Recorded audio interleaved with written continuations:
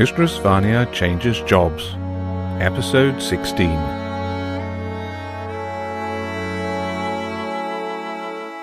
Riko prepared a mixture of lean chicken meat, finely chopped vegetables, and rice. It was taken down to Roger in a plastic dish. The portion was small. Roger ate it quickly and found it insufficient. Raising the prospect of food in his mind, it was almost worse than eating nothing at all. His ravenous stomach's reaction to the tiny meal was extreme and resulted in instantaneous indigestion. Riko had advised him to eat it slowly.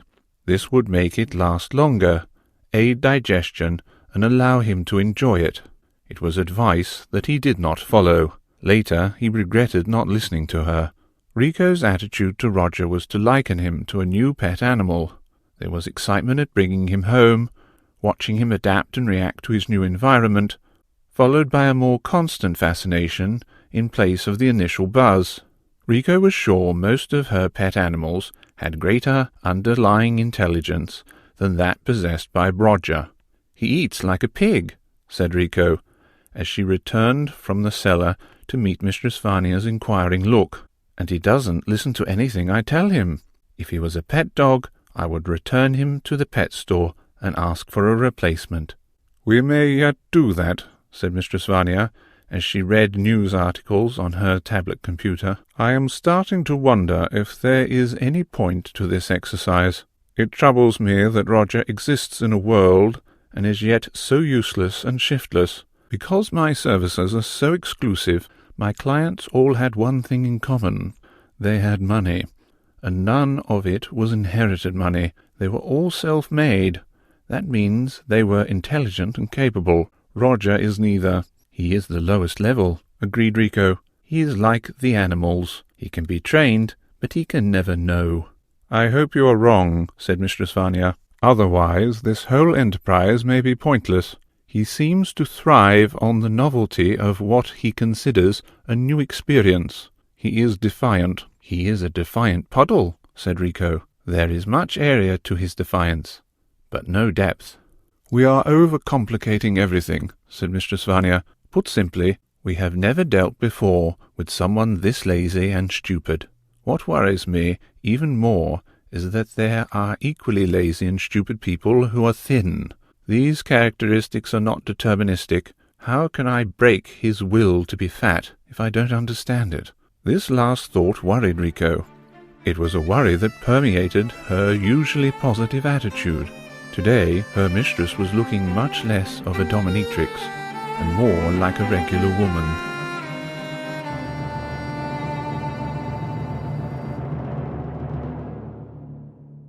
Amanda had been following the reader's comments on the Roger Skye story.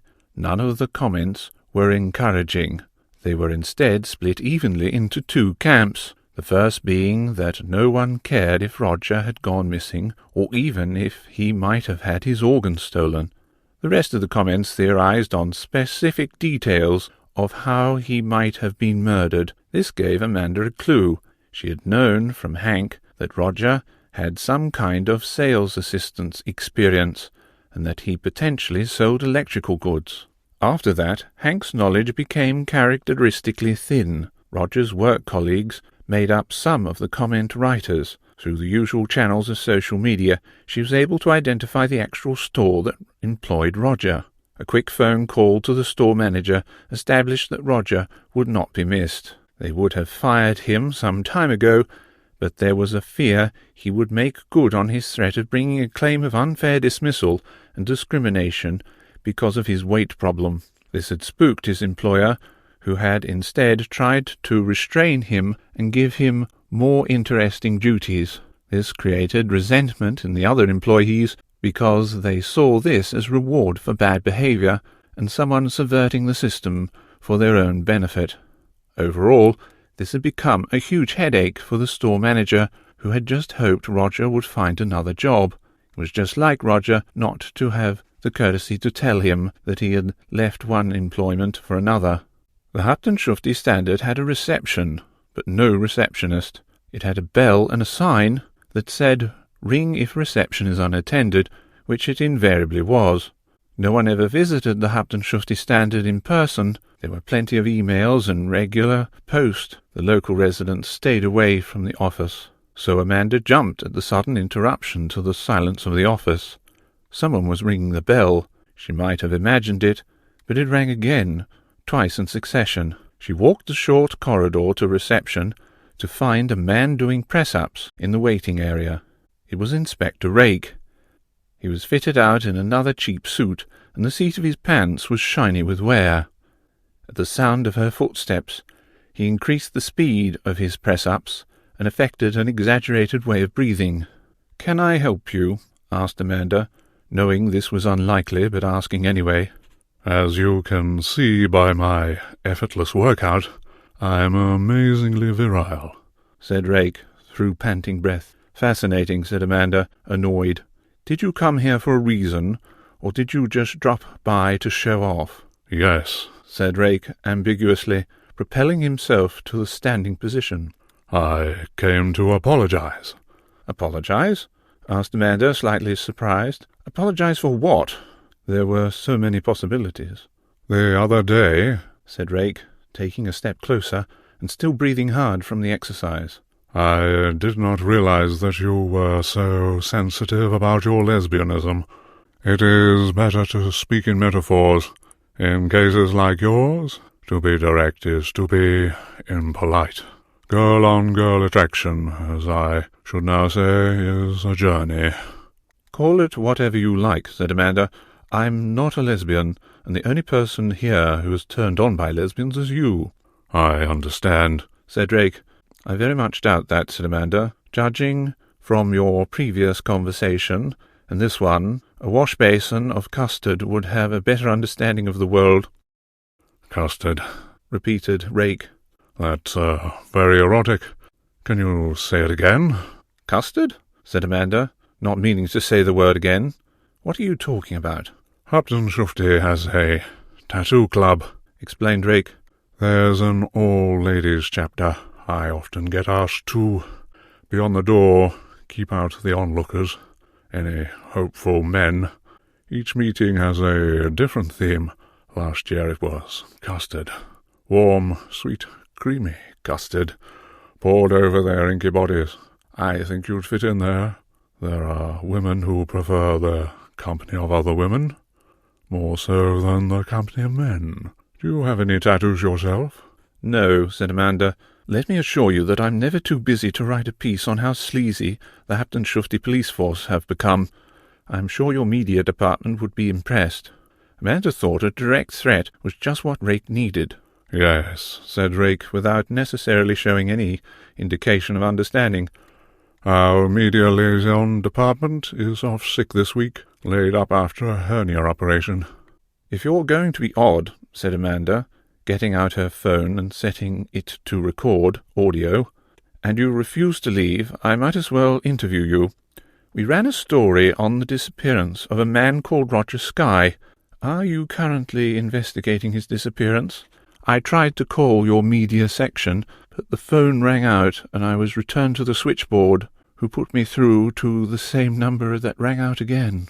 "Like I said, a hernia," said Rake simply. "Roger Skye is why I'm here. Your story about the possibility of him having his kidneys stolen resulted in many calls from the public. Most of them were from people with mental problems. I expect that's the majority of your readers, but one witness had useful information. He saw a man loaded into the trunk of a Lexus LS sedan. It was a large, distinctive car. There is only one currently on Hauptenschulte. That would be the one owned by Nick Dunn." "Loaded?" said Amanda. "As in dead body loaded?" "That's right," said Rake. "The man's not in considerable frame was partially in the trunk of the car. He was head first, legs hanging out. Very awkward, I should think. He was motionless, and the witness didn't see the man's face, but the legs and the back end matched Roger Skye's description. Very much overweight." "Could it have been Nick Dunn?" asked Amanda. She sensed a story that would give Horace a heart attack. "No," said Rake. Firstly, Nick Dunn and his Lexus were at a sports award ceremony 2 hours' drive from here. His car was parked by the valet staff. He was there all night in front of 300 people. Okay, if it wasn't Nick Dunn, then who was it? Asked Amanda. We have one standout theory, said Rake, putting his thumbs in his belt and projecting his body forward with pride. We believe that someone used that car deliberately in order to implicate Nick Dunn. Amanda felt a thrill as she realized that Rake was handing her journalistic gold. He had found a way of tying together both her missing person story and Nick Dunn. When she told Horace there would have to be a defibrillator standing by at the ready, she would have kissed Rake, but he was too sleazy. The unwelcome image of both their lips meeting caused her to shiver. It was not as simple as revulsion. It was more the feeling you get when you're told the stir-fry noodles you just ate contained rat meat. The car is well known, said Rake.